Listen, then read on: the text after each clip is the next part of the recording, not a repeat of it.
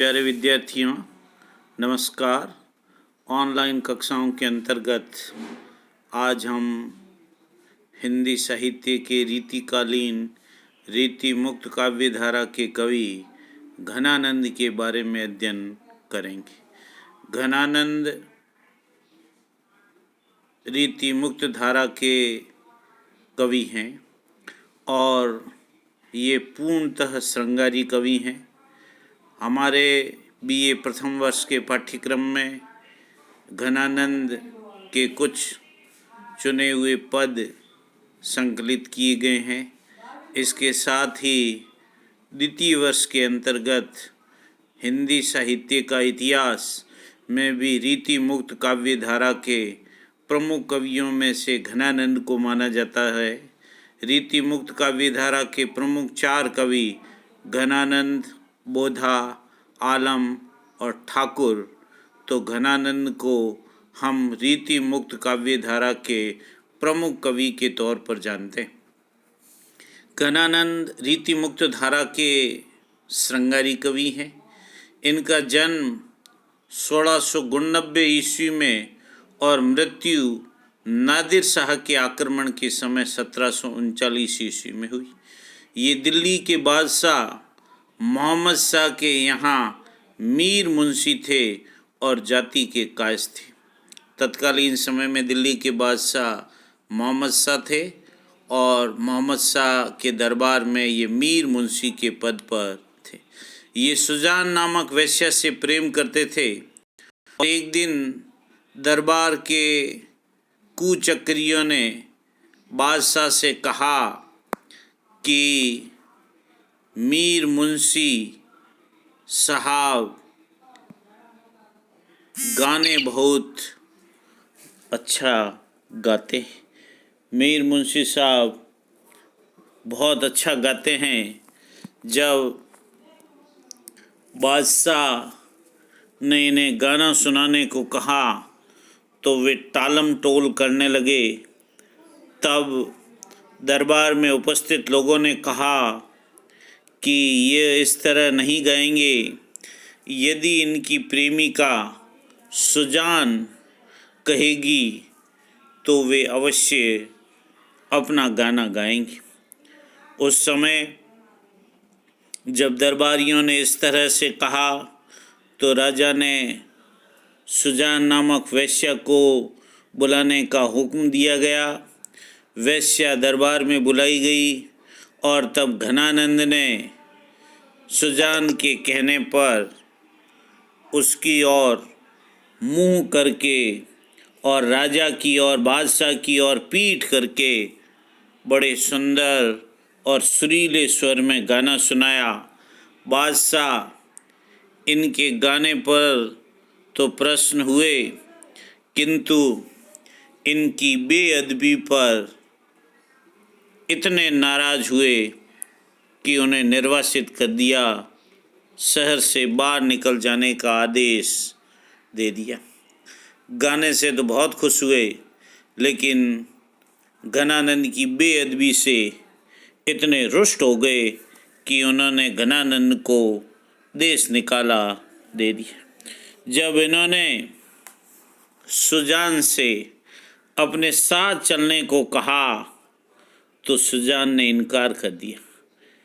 इस पर इनके मन में वैराग्य भाव पैदा हो गया और वे वृंदावन आकर निम्बारक संप्रदाय में दीक्षित हो गए और वहाँ कृष्ण भक्ति करने लगे। नादिर शाह के आक्रमण के समय जब कत्लेआम हुआ और इस कत्लेआम में ऐसा माना जाता है कि घनानंद भी मारे गए। लोगों ने नादिर शाह के सैनिकों से कहा कि वृंदावन में बादशाह का मीर मुंशी रहता है और उसके पास बहुत सा माल होगा। सिपाहियों ने इन्हें घेर लिया और उनसे जर जर अर्थात धन धन कहा तो इन्होंने शब्द को उलटकर रज रज कहकर 3 मुट्ठी धूल उन सैनिकों पर फेंक दी और सैनिकों ने क्रोध से इनके हाथ काट डाला और इनकी मृत्यु हो गई। घनानंद की कविता में सुजान शब्द का बार बार प्रयोग हुआ है, जो कहीं तो कृष्ण का वाचक है और कहीं ये सुजान नामक उस वेश्या के लिए भी है जो इनकी प्रेमिका थी। कहने का आशय यह है कि घनानंद की कविता में सुजान शब्द का बार बार प्रयोग हुआ है। घनानंद के लिखे गए 5 ग्रंथों के बारे में जानकारी प्राप्त होती है, जिनमें सुजान सागर, विरह लीला, लोकसार, रस कैलिवल्ली और कृपाकर्ण प्रमुख है। आचार्य रामचंद्र शुक्ल के अनुसार इसके अतिरिक्त इनके कवित्त और सवैयों के फुटकर संग्रह भी मिलते हैं, जिनमें 150 से लेकर 400 तक छंद संकलित। डॉक्टर नगेंद्र के अनुसार घनानंद के कुल उपलब्ध कवित्त सवैयों की संख्या 752 है। पदों की संख्या 1057 तथा दोहे चौपाइयों की संख्या 2354 है। घनानंद के विषय में कुछ प्रमुख बातें इस प्रकार। घनानंद प्रेम मार्ग के ऐसे प्रवीण और धीर पथिक कवि हैं तथा जवादानी का ऐसा दावा रखने वाला ब्रज भाषा का दूसरा कवि नहीं हुआ है। हाजिर जवाबी कवि हैं, प्रेम मार्ग के प्रवीण और धीर पथिक कवि हैं और इन्होंने अपनी रचनाएं ब्रज भाषा में की। भाषा पर जैसा अचूक अधिकार घनानंद का था, वैसा और किसी कवि का नहीं।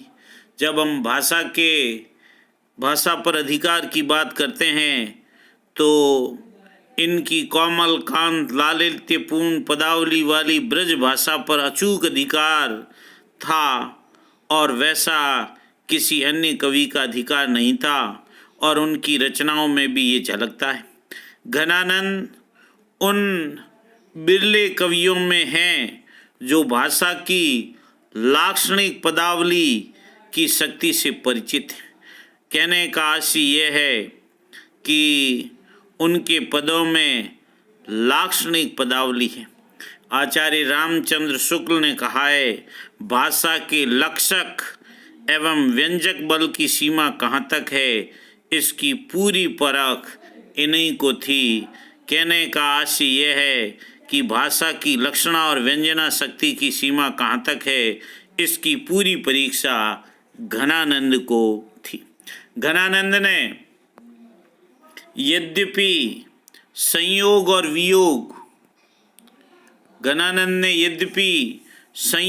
वियोग दोनों का चित्रण किया है, फिर भी इनका वियोग वर्णन बहुत प्रसिद्ध है। घनानंद के वियोग वर्णन अति प्रसिद्ध है। घनानंद के वियोग वर्णन में बिहारी की तरह बाहरी ताप की नाप जोक नहीं है, अपितु जो कुछ हलचल है वह भीतर की है। कहने का आशय यह है कि घनानंद ने अपनी रचनाओं में संयोग और वियोग दोनों का चित्रण किया है, फिर भी उनका वियोग वर्णन प्रसिद्ध है और वियोग वर्णन के लिए ही घनानंद को अति प्रसिद्धि प्राप्त हुई। घनानंद अंतःवृत्तियों के निरूपक कवि हैं। वियोग में हृदय अंतर्मुखी हो जाता है। विरह वेदना में हृदय की पीड़ा, छटपटाहट एवं कसक कितनी बढ़ जाती है, इसका पता घनानंद के कवि सवैयों में प्रमुखता से चलता है। लाक्षणिक, मूर्तिमता एवं प्रयोग वैचित्र्य की जो छटा घनानंद की भाषा में दिखाई पड़ती है, वह बाद में आधुनिक काल की छायावादी कविता में ही उपलब्ध होती है, अन्यत्र नहीं। गणानंद ने अपने पद कवित्त और सवैये में लिखे हैं और उनके सवैये में वो प्रेम की बात कहते हुए कहते हैं, अति सूधो स्नेह को मार्ग है, जाने कुशयान अपबाक नहीं, ता सांच चले तज आपन पो, जिजके कपटी जो निशांक नहीं, घन आनंद प्यारे सुजान सुनो, इत एक ते दूसरो आंक नहीं, तुम कौन सिपाटी पढ़े हो, लला मन लेहु पे देहु छटांक नहीं। कहने का आशय है कि घनानंद ने जो अपने पद कवित्त और सवैया में लिखा है उनमें प्रेम का मार्मिक वर्णन किया है। इस तरह घनानंद के पद्यों में हमें कवित्त और सवैयों के माध्यम से उनकी वियोग वेदना भी दिखाई देती है। घनानंद ने कवित्त और सवैयों के अतिरिक्त अपने पदों में स्वाभाविक रूप से अलंकारों का भी प्रयोग किया है। इनकी भाषा ब्रज भाषा है तथा रीति मुक्त काव्य धारा के ये प्रमुख कवि के तौर पर जाने जाते हैं। धन्यवाद।